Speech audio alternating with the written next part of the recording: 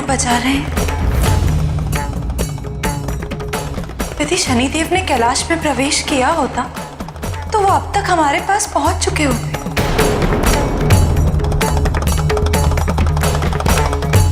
हमें चल के देखना चाहिए। चलिए देवर्षि।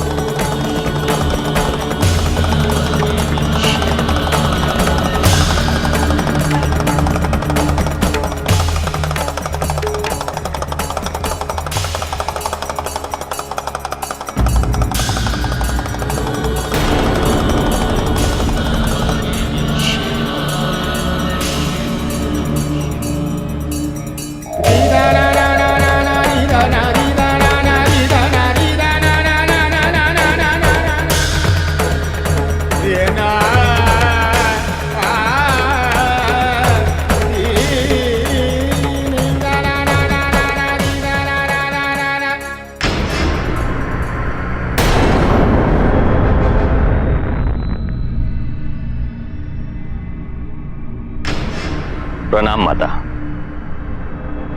क्षमा चाहता हूं। आपके दर्शन पाने में विलंब हो गया। मैं आप दोनों के दर्शन के लिए आया था।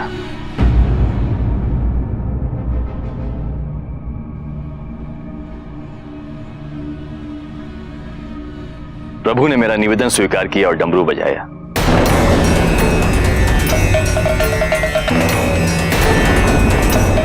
माता, मैं सब कुछ भूल गया।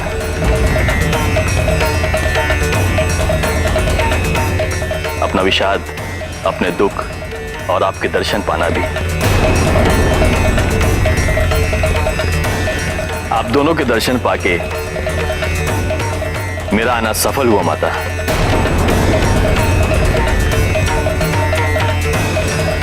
जाने की आज्ञा दीजिए।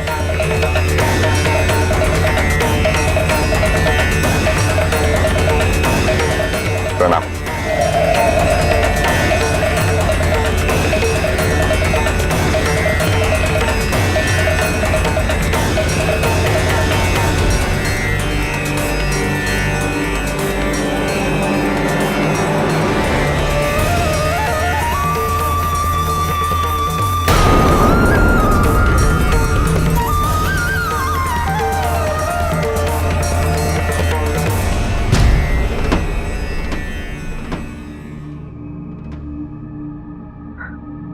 प्रभु, मुझे भी आज्ञा दीजिए। नारायण नारायण।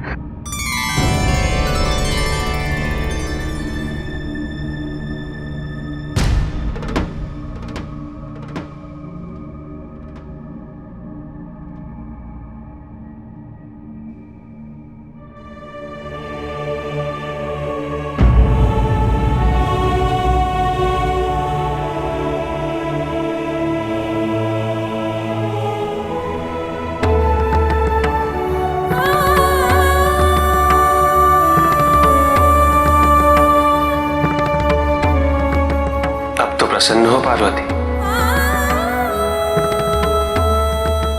शनिदेव ने कैलाश में प्रवेश नहीं किया।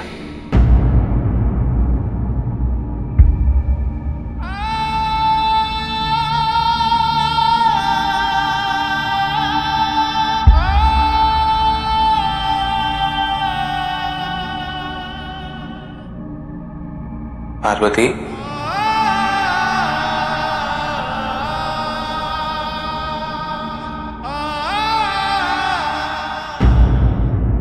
भैया, क्या हम नहुष को अपने साथ ले जा सकते हैं?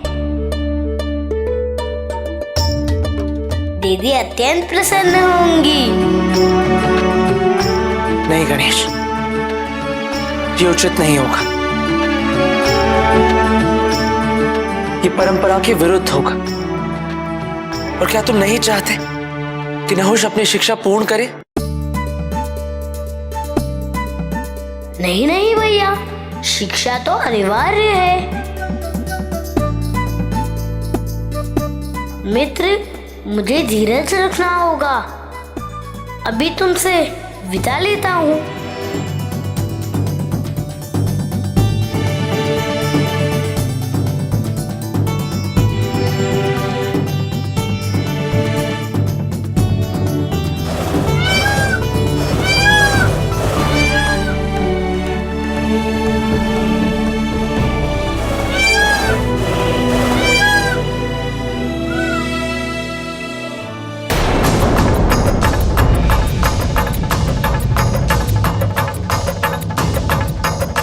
नहुष, ये समाचार तो मुझे शीघ्र ही महाराज सुमाली और हुन तक पहुंचाना ही होगा।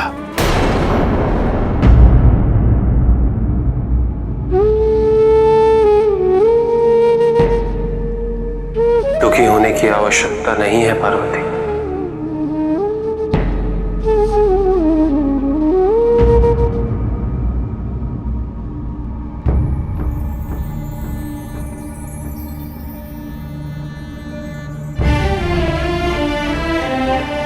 दुखी ना हो।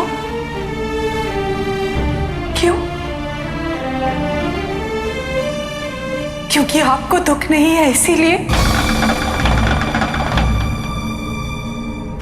क्योंकि जो हुआ आप यही चाहते थे ना? क्योंकि इससे आपका कथन सिद्ध हो जाता है कि कैलाश पर भवन निर्माण संभव ही नहीं है। उचित है स्वामी, क्योंकि जो भस्म हुआ है वो हमारे लिए मात्र एक प्रतिकृति नहीं थी, एक कल्पना नहीं थी स्वामी।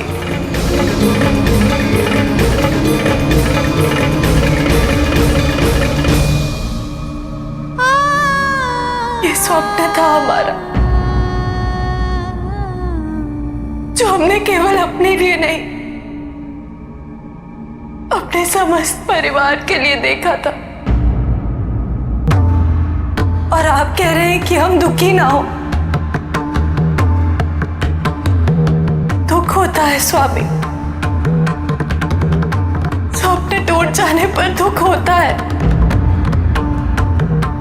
किंतु आप ये तभी समझेंगे जब उस स्वप्न में आपकी सहभागिता होती स्वामी। आज ये सिद्ध हो गया है कि ये स्वप्न हमने अकेले देखा था।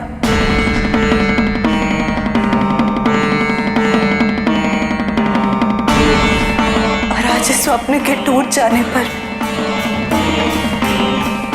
हम अकेले ही हैं।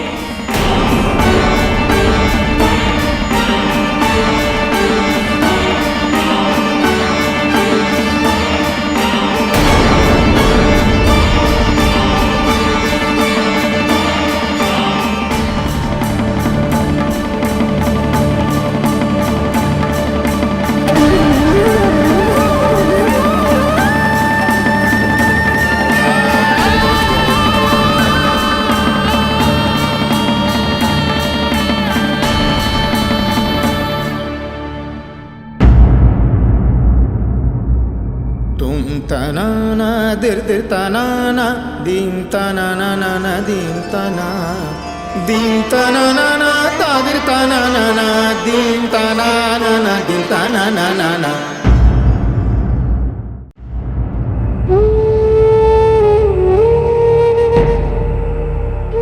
यदि हमारे पास भवन होता तो वर्षा के आने से कोई विघ्न उत्पन्न नहीं होता।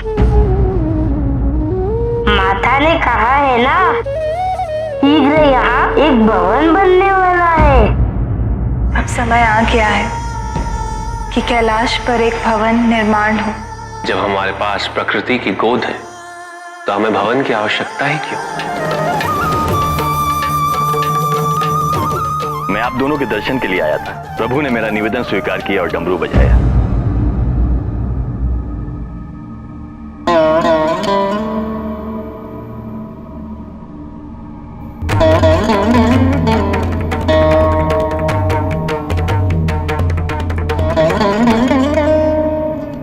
हमने क्या किया? अपने भवन की प्रतिकृति की रक्षा भी ना कर सके।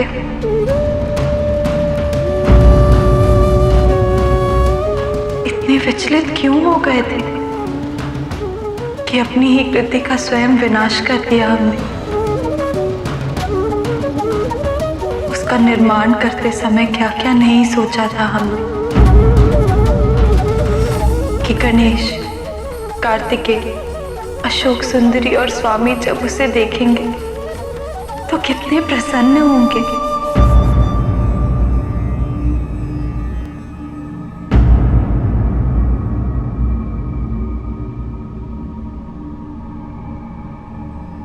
पार्वती,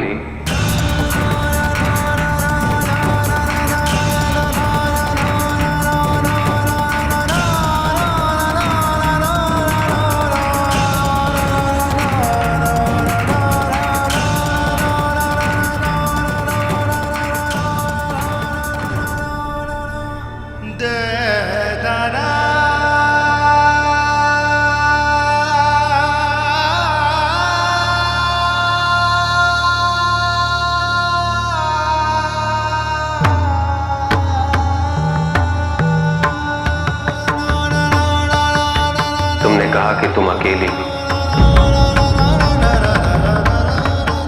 मैं तुम्हारी इस अनुभूति का कारण जानना चाहता हूं पार्वती। क्या दाम्पत्य में यह अनिवार्य है कि पति पत्नी सदैव एक दूसरे के कथन से सहमत हो?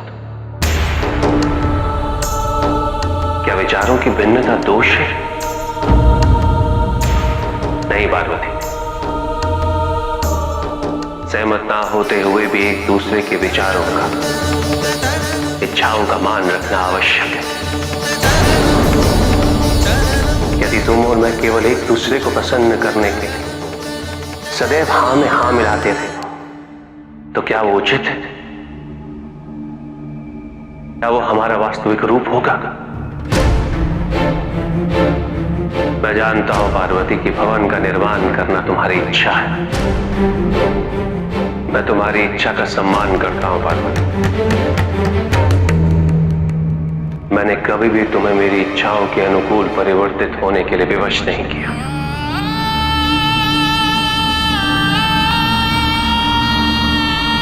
अभी तो मैंने तो स्वयं कैलाश में भवन निर्माण की अपनी स्वीकृति भी दी थी। हाँ, यह सत्य है पार्वती कि ना ही मुझे भवन की कोई आवश्यकता है और ना ही कोई इच्छा। भवन तो कैलाश की नियति में ही नहीं था। किंतु सत्य ये भी है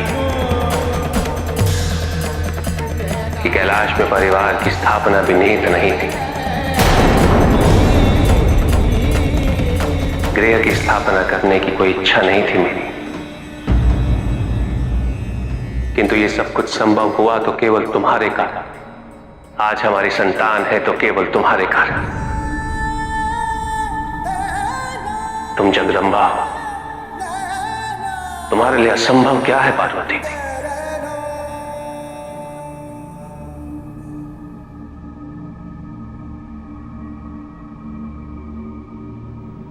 मैंने तुमसे अवश्य कहा पार्वती कि दुखी मत हो, किंतु उसका तात्पर्य यह नहीं था कि प्रतिकृति के भस्म होने के पश्चात कैलाश पर भवन का निर्माण नहीं होगा।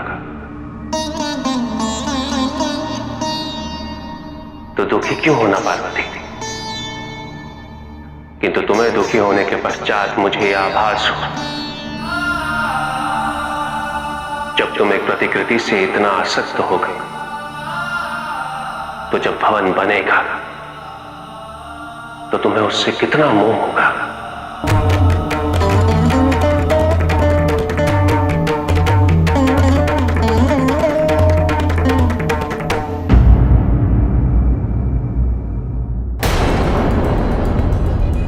देखा मेरा अनुमान तो नहुष ऋषि वशिष्ठ के आश्रम में है। ये तो हमारे लिए शुभ समाचार है। और वहां महाराज आयु की सेना भी नहीं है। नहुष की हत्या निश्चित है।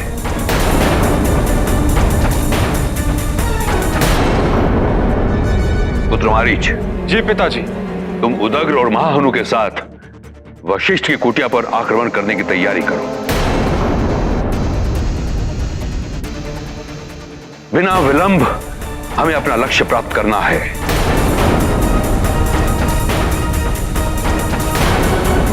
चलो।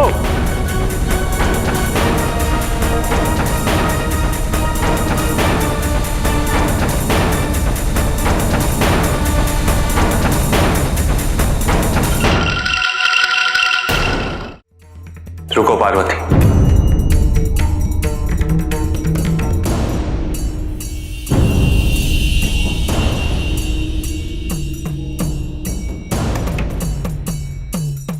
तुम्हें मुझ पर विश्वास करना चाहिए था जब तुमने मुझसे शनिदेव की कुदृष्टि का प्रश्न किया। क्या उनकी कुदृष्टि का प्रभाव कैलाश पर और हमारे परिवार पर भी पड़ता है? किंतु तुम उनकी दृष्टि को कुदृष्टि क्यों कह रहे हो? जिस दृष्टि के पड़ने से केवल विपत्ति उत्पन्न, वो सुदृष्टि कैसे हो सकती है? किंतु तुम मेरे उत्तर से सहमत नहीं थी। उसके पश्चात जब तुमने मुझे शनिदेव को कैलाश के बाहर रोकने का दायित्व सौंपा। स्वामी, तो आप कैलाश के बाहर विराजे। हम जानते हैं कि शनिदेव आपके दर्शन हेतु यहाँ आए। तो भी तुम्हें मुझ पर विश्वास करना चाहिए कि मैं उस दायित्व को सफलतापूर्वक निभाऊंगा।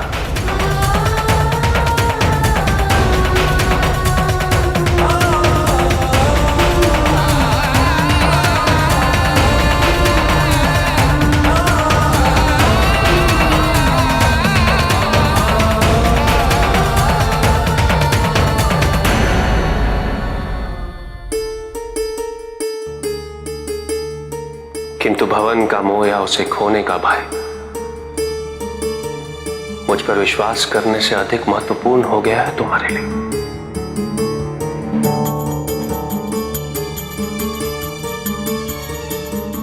पार्वती, किसी भी संबंध को सबसे अधिक हानि तभी पहुंचती है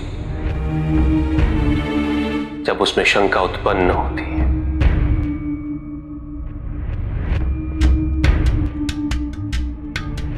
तुम्हारे मन में भी शंका वास करती है पार्वती मेरे प्रति।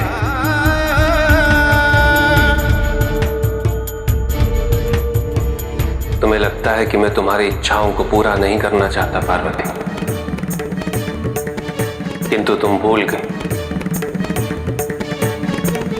अग्नि को साक्षी मानकर मैंने तुम्हारा पानी ग्रहण किया था। मैं सौभाग्यवत के लिए तुम्हारा पानी ग्रहण करता। तुम मेरे साथ दीर्घायु शब्दपदी ली थी मैंने।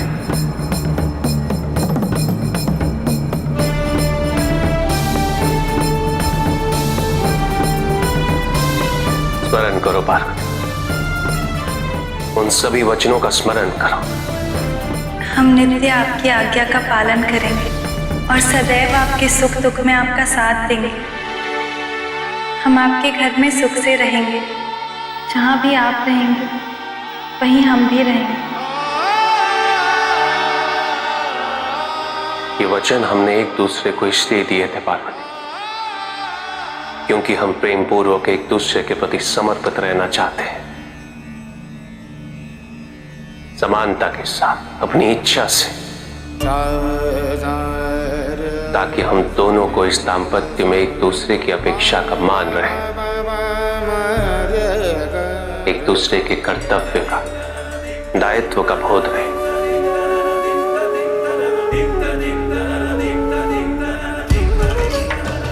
तुम्हें हर प्रकार से अपने जीवन में सम्मिलित किया है मैंने पार्वती।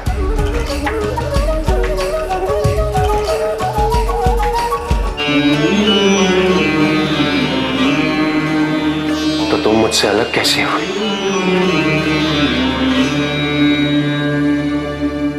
मैं तुम्हारे भीतर वास करता हूं पार्वती, और तुम मेरे भीतर।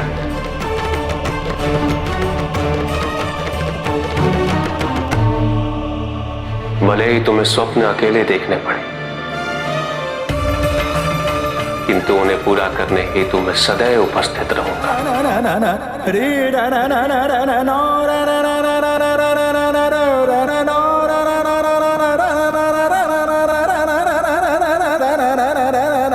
ओम नमः शिवाय।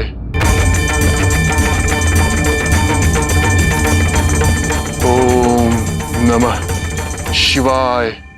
ओम नमः शिवाय।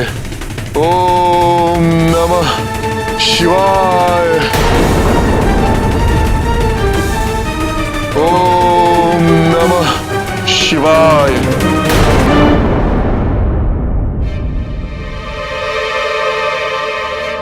मुझे जाना होगा पर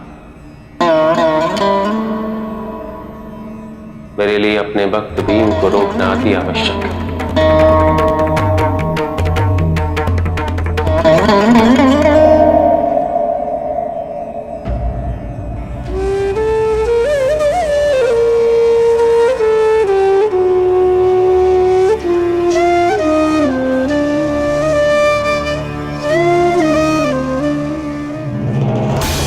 रक्षा कीजिए गुरुदेव, रक्षा कीजिए।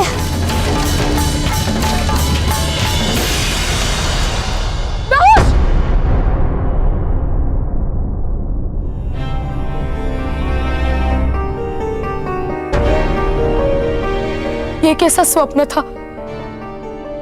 नहुष ऋषि वशिष्ठ के साथ थे, उनके आश्रम में।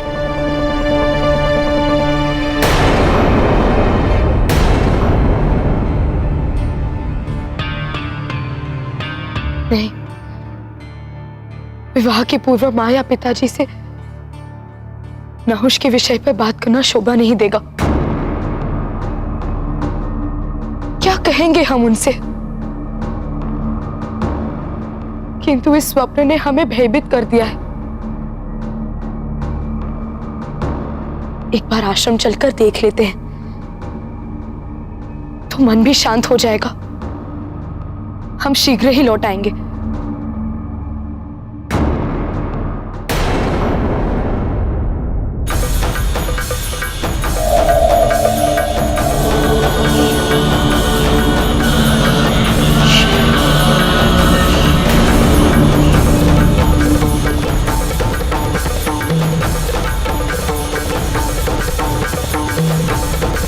भीम,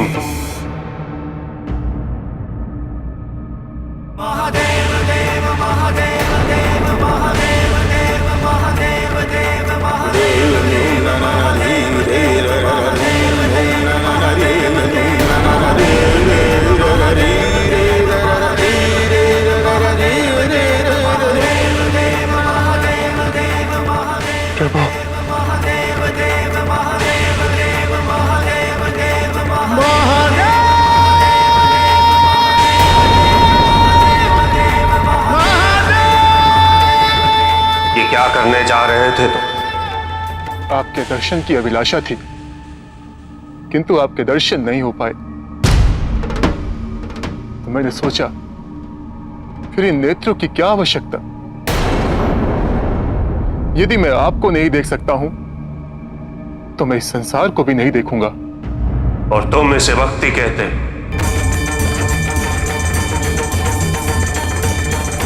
ये भक्ति नहीं, अपने आराध्य को विवश करने का प्रयास है, उसे प्रसन्न करने का नहीं। हठ है ये, जो मुझे कभी स्वीकार नहीं। किंतु प्रभु, दशानन ने अपने 9 शीश काटकर भी तो हठ ही किया था ना,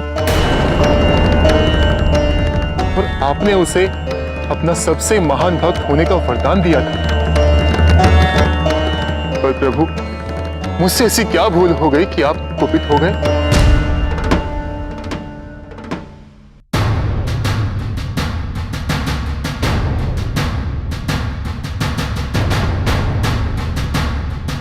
स्वप्न में तो यही आश्रम दिखा था। इसका तात्पर्य यही है कि राजकुमार नहुष भी यहीं।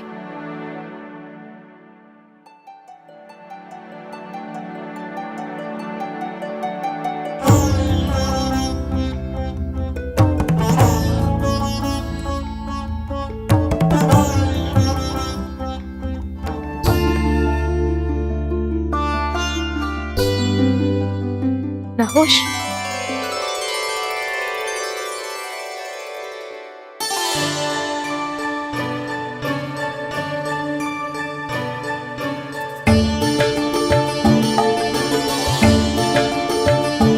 अशोक सुंदरी,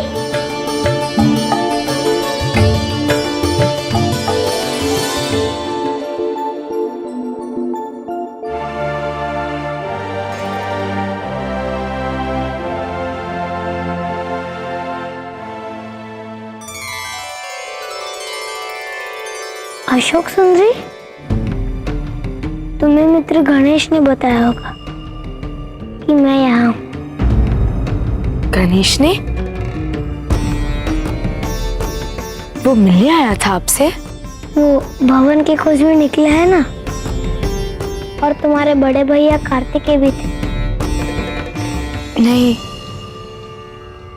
गणेश ने तो हमें नहीं बताया। तो फिर तुम यहाँ कैसे? हमें आभास हो गया था कि आप यहाँ हैं, किंतु आप यहाँ कैसे? अपनी शिक्षा पूरी करने हेतु आया हूँ।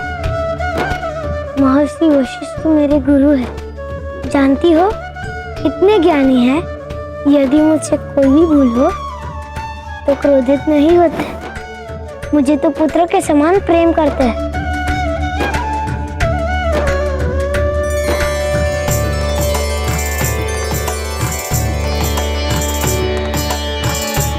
सुंदर है ना? मैंने स्वयं ही बनाए। देखो,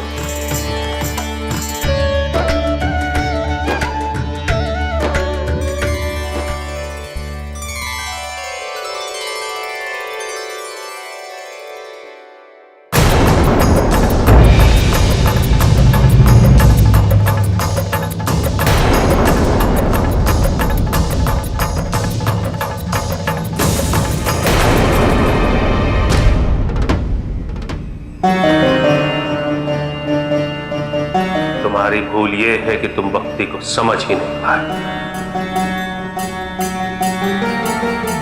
भक्ति का कोई संक्षिप्त मार्ग नहीं होता भीम।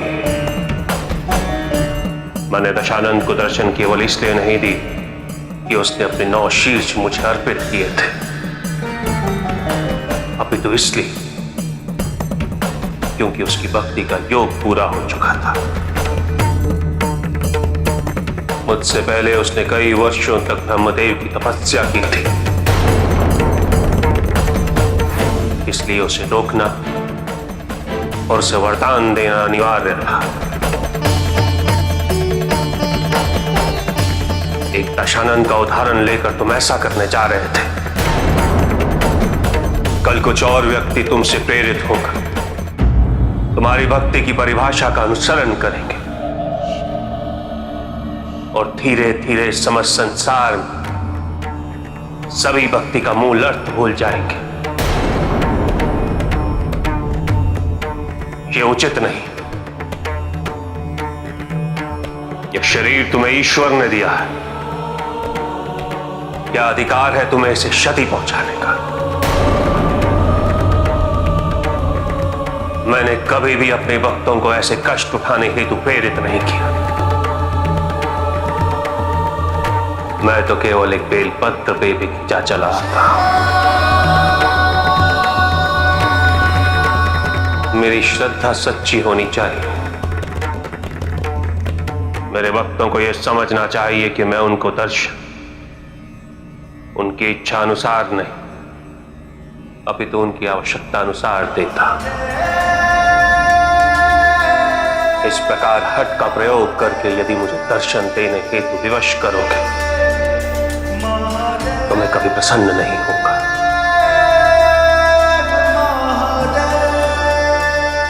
मुझसे भूल हो गई प्रभु। मेरी इच्छा थी कि शीघ्र ही आपके दर्शन पा सकूं। देव देव महादेव शिव। वो इच्छा इतनी प्रबल हो गई कि वही मेरी आवश्यकता बन गई। मुझसे प्रतीक्षा नहीं हो रही थी प्रभु, मैं अधीर हो गया था। क्षमा कर दीजिए प्रभु, मुझे इस बात का तनिक भी बोध नहीं था कि आपके प्रति मेरी भक्ति का कैसा अनुपयुक्त उदाहरण स्थापित करने जा रहा था मैं। मुझे आपसे कोई वरदान नहीं चाहिए था, केवल आपके दर्शन करना चाहता था मैं।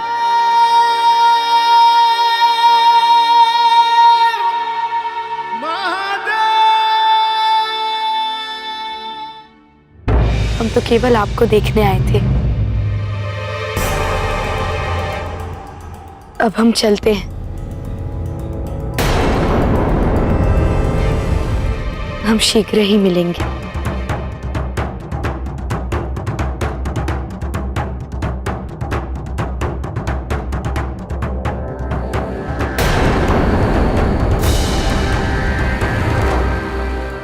अशोक सुंदरी तो चली गई, हम इस पे आक्रमण क्यों नहीं कर रहे हैं? हमारा उद्देश्य केवल नहुष की हत्या है। किसी को हानि पहुंचाने से क्या लाभ? इसीलिए मैं खुद जाकर नहुष को आश्रम से बाहर लेकर आता। किंतु तुम उसे बाहर लाओगे कैसे?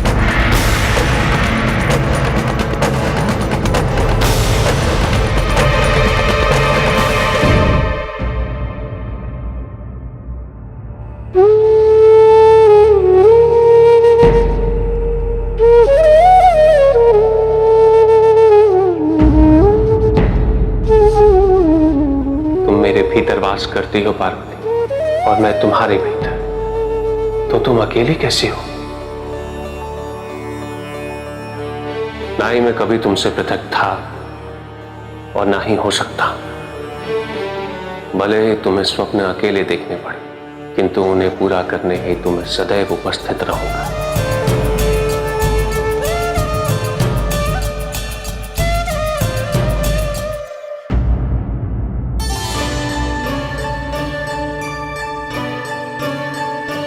मेरी लेखनी कहाँ गई?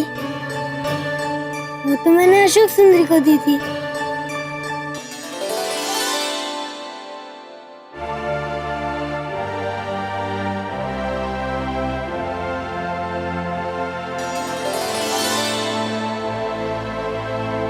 मैं तुम्हारे पास ही आने वाला था। मैं तुमसे अपनी लेखनी वापस लेना तो भूल ही गया।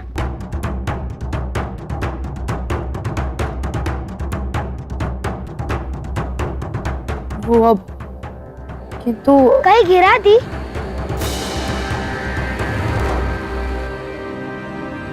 हाँ, यदि आप हमारे साथ ढूंढे तो शीघ्र ही मिल जाएगी। ठीक है, चलो ढूंढते हैं।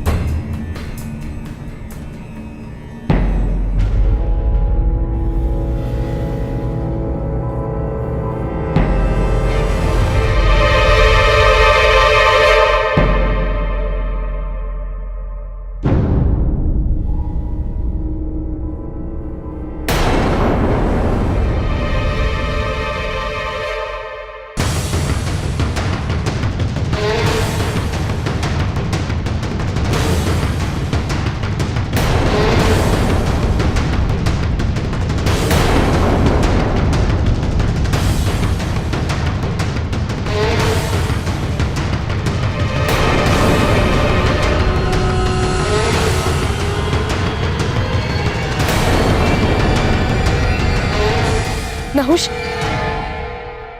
ये हम नहीं है, ये कोई और है। हमारी आशंका की पुष्टि होती प्रतीत हो रही है। बहरूपिया तो ये प्रतीत होती है।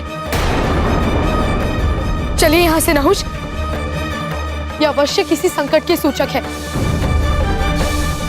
चलिए। नहीं, हम अशोक सुंदरी है, ये कोई और है। देखिए, आपकी लेखनी हमारे पास है।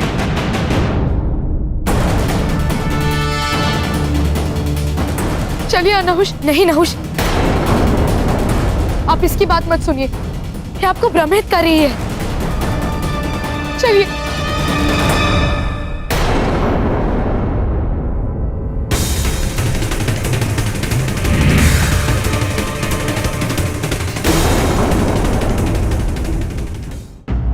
तुमने जिस मार्ग का चयन किया है, भले ही वो उचित नहीं है अभी, किंतु मैं तुम्हारी मंशा से परिचित हूं।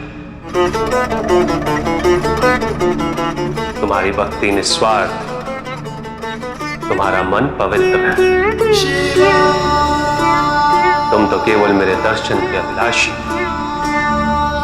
इसीलिए मैं तुम्हें क्षमा करता हूं।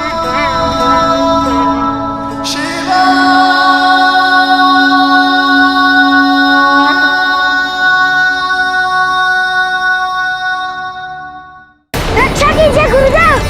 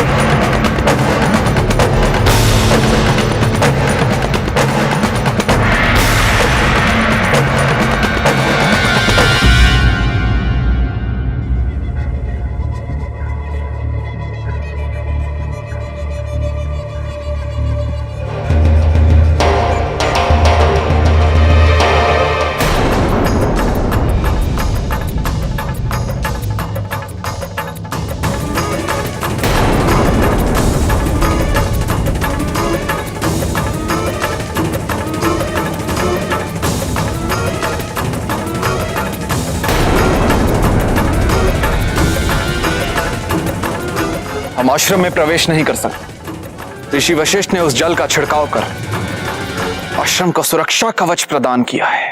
उन्होंने आश्रम पर जल छिड़का है, हम आश्रम पे अग्नि छिड़केंगे।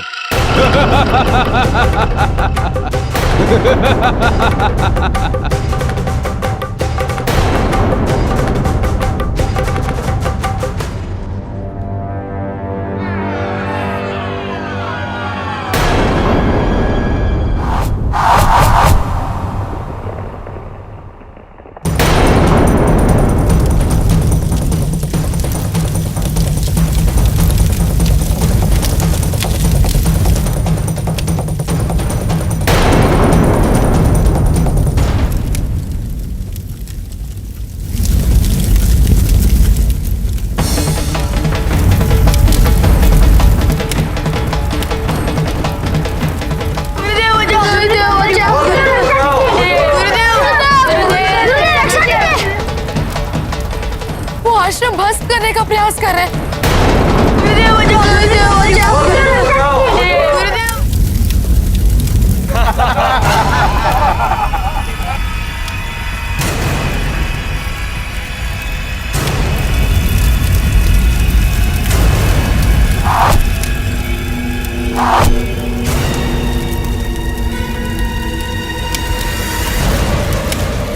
भागो, लेकिन जीवित नहीं बच पाओगे।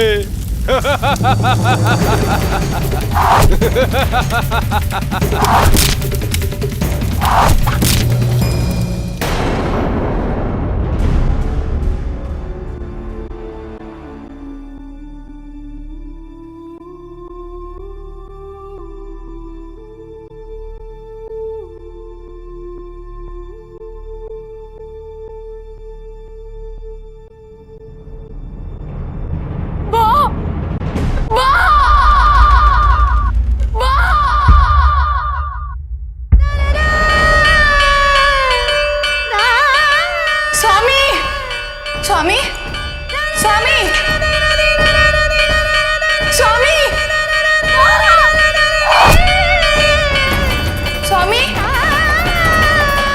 स्वामी।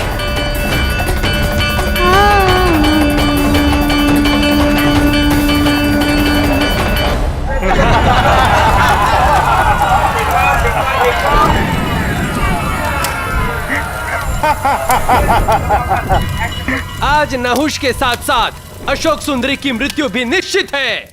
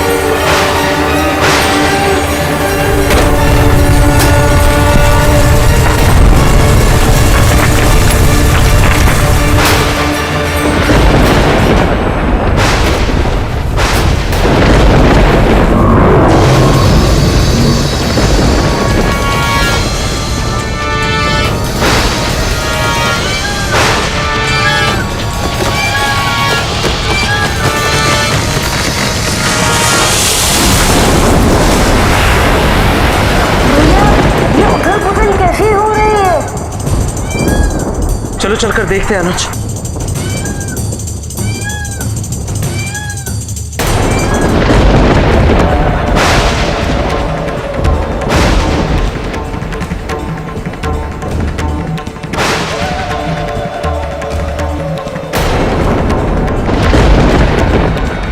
रुक जाओ पार्वती।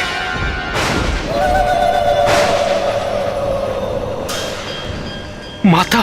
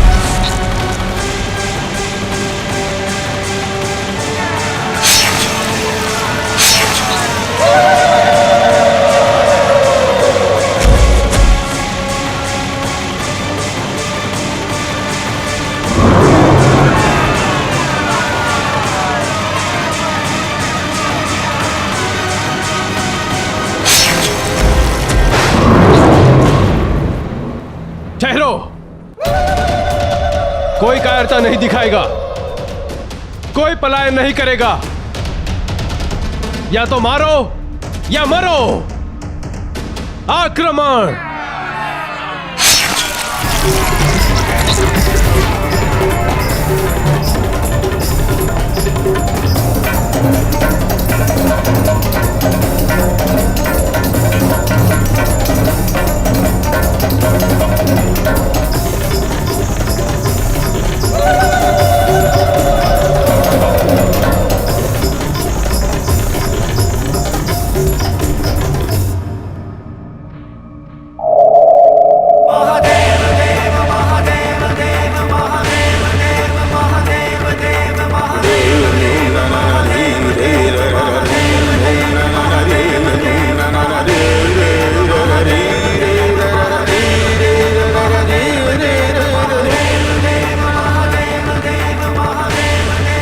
शांत हो जाओ पार्वती, शांत हो जाओ।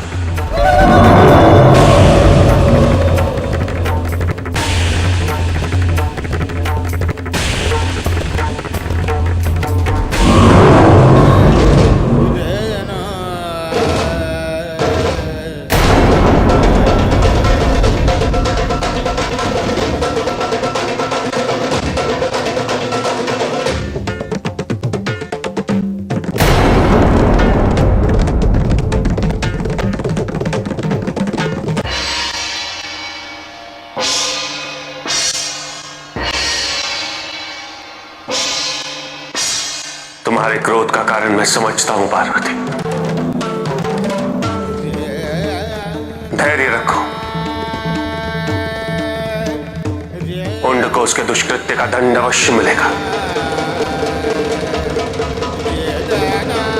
देखो पार्वती, तुम्हारी पुत्री सुरक्षित है,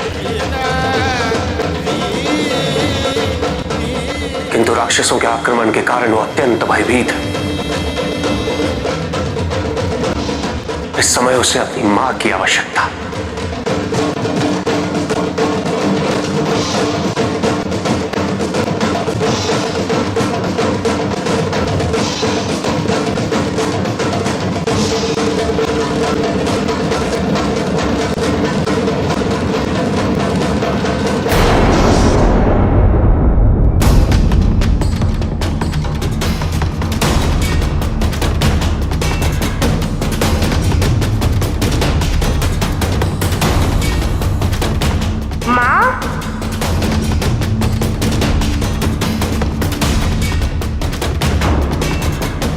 भैया, ये माँ को क्या हो गया? वो ऐसे रूप में क्यों है?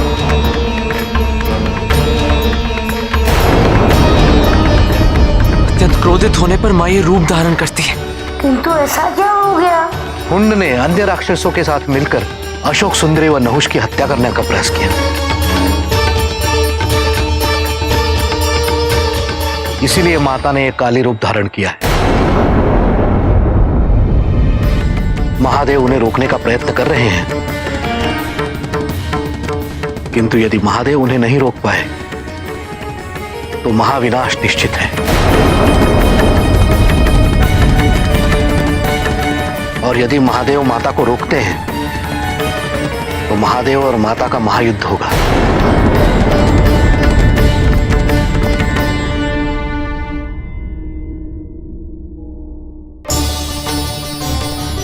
दोनों ही स्थितियों में परिणाम प्रलयकारी ही होगा। मैं रोकूंगा माँ को, वो मेरी बात अवश्य सुनेंगी। नहीं गणेश, देवी पार्वती को अपने काली रूप में कुछ भी स्मरण नहीं।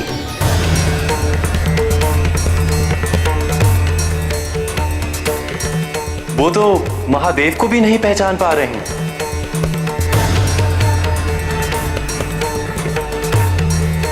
उन्हें अपने गौरी जगदम्बा स्वरूप का भी बोध नहीं है। ऐसे में उन्हें स्मरण है तो केवल इतना कि उन्हें हुंड का संहार करना है, और जो भी उनके मार्ग में आने का प्रयत्न करेगा उसका विनाश तय है। केवल महादेव ही उनके क्रोध, उनकी ऊर्जा, शक्ति, ऊष्मा का सामना कर सकते हैं। स्मरण करो पार्वती, अशोक सुंदर ने स्वयं हुंड को यह श्राप दिया है कि उसका वध उसके पति नहुष के हाथों ही होगा। तुम अपनी पुत्री द्वारा दिए श्राप की मर्यादा को कैसे तोड़ सकती हो?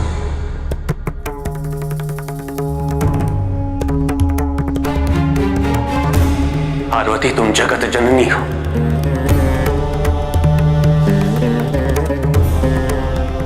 कार्तिकेय, अशोक सुंदरी और गणेश की माता।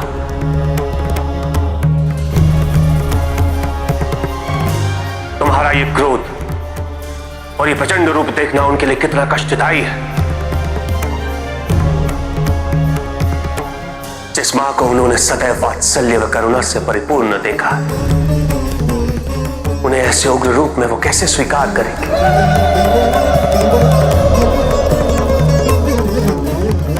तुम्हारे पुत्र गणेश को कितना अच्छा लगता है तुम्हारा श्रृंगार करना।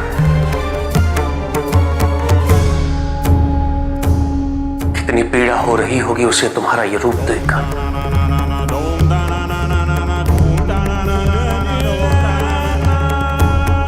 तुम्हें अपने पुत्र के हित के लिए शांत होना होगा। संसार के हित के लिए तुम्हें शांत होना ही होगा। संसार का हित, संसार का हित, संसार का हित। संसार के हित के लिए बारंबार उसी की ममता बलि चढ़ती आई है। वो संसार का हित ही तो था कामदेव का आना। महादेव की समाधि भंग करना,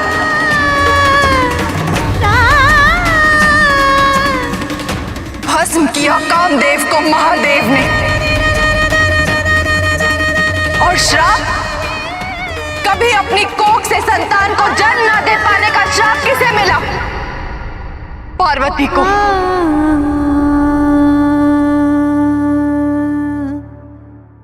उस समय रति को शांत क्यों नहीं किया गया? क्यों नहीं रोका गया उसे श्राप देने से? हित अहित का प्रश्न क्यों नहीं उठा था उस समय? संसार के हित के लिए उसे कार्तिकेय से दूर होना पड़ा, फिर अशोक सुंदरी से, और गणेश का शीश काट दिया गया, वो भी संसार के हित के लिए। कितनी बार इस संसार के हित के लिए उसका अपना संसार उजड़ता रहा और वो सहती रही, किंतु अब और नहीं। इस बार प्रश्न उसकी संतान की सुरक्षा का है। इस बार वो अपनी ममता की बलि नहीं चढ़ने देगी, नहीं आहत होने देगी अपने आप को। विनाश करेगी दुष्टों का।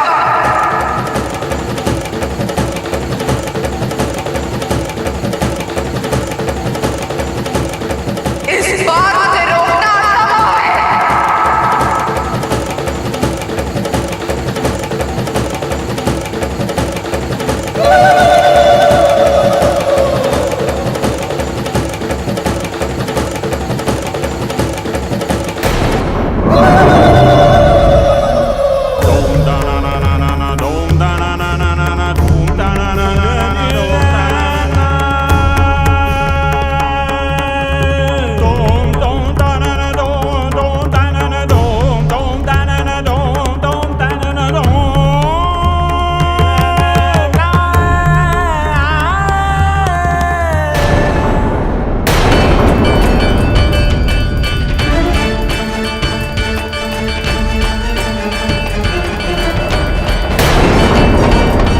महादेव भी माता को रोकने में असफल रहे। अब माता को कोई नहीं रोक सकता।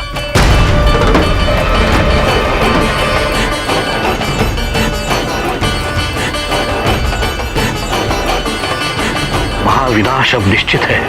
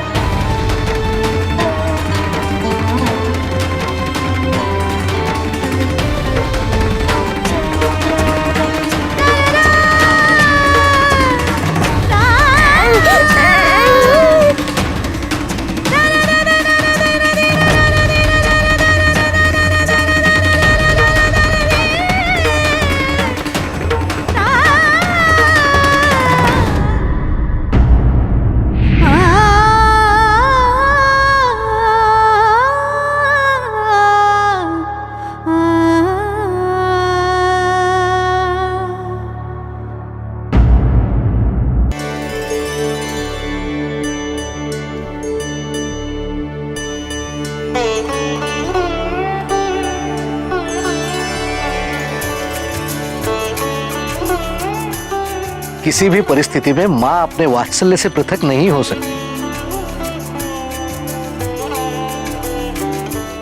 और हम कितने सौभाग्यशाली हैं जो इस दृश्य के साक्षी हैं।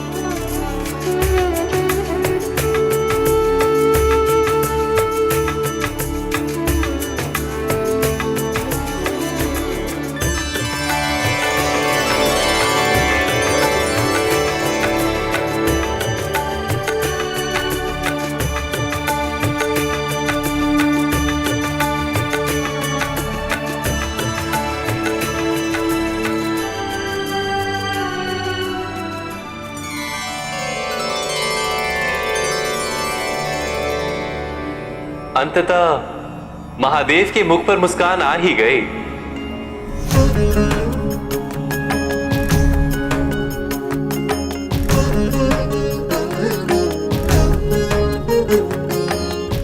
देवी, ये महादेव ही हैं। इन्होंने आपको शांत करने हेतु ये रूप धारण किया।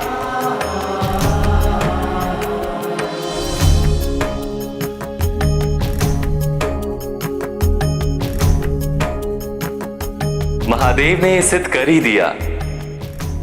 अत्यंत क्रोध का समाधान अत्यंत करुणा ही है। महादेव महादेव महादेव। आज से महादेव का ये रूप बटुक अवतार कहा जाएगा। महादेव महादेव महादेव। और भक्तगण इन्हें क्षेत्रपाल के रूप में पूजेंगे।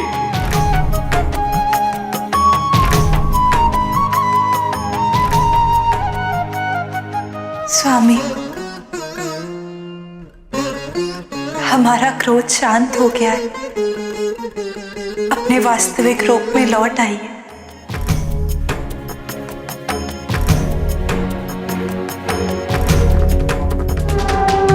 शंकर शिव भोले उमापति महादेव। शंकर शिव भोले उमापति महादेव। पालनहार परमेश्वर विश्वरूप महादेव।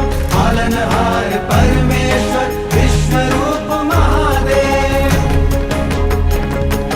महादेव महादेव महादेव। वो रुदन एक बालक का नहीं अपितु परमेश्वर की निशब्द प्रार्थना थी, जो रुदन के रूप में गूंज रही थी। परमेश्वर के इस रुदन से संसार में अशिवता फैलती।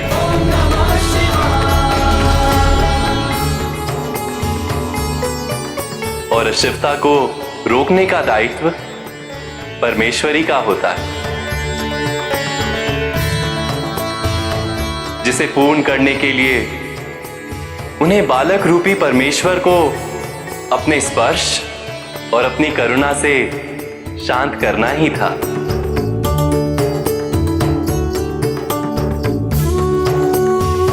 इसीलिए काली को शांत होकर अपने मूल स्वरूप में लौटकर आना ही पड़ा।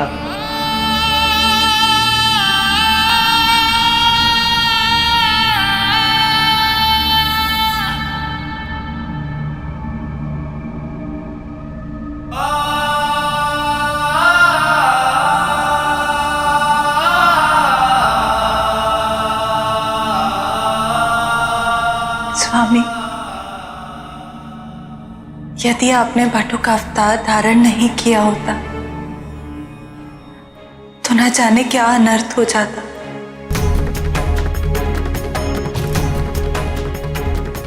आपने हमें उस दोष से बचा लिया। ओम नमः शिवाय।